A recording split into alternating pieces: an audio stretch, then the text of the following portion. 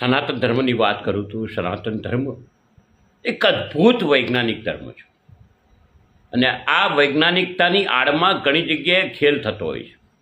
એમાંનો જ એક ખેલાડી હવે રાજકોટ આવવાના છે.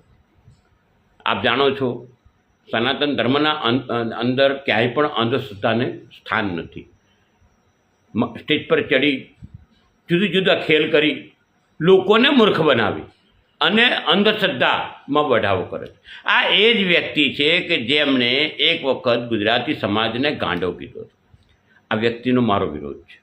ક્યાંય પણ આ ચાલાવી ના લેવાય. તમારે સનાતન ધર્મની અંદર તમે સનાતન ધર્મના ફિરકા લઈને નીકળી પડતા હો તો તમને અધિકાર નથી આપ્યો કે અંધશ્રદ્ધા ફેલાવો. તમે સતત અંધશ્રદ્ધાનો ફેલાવો કરો છો ને આ ક્યાંય પણ સંત સમાજ સાંખી નહીં લે.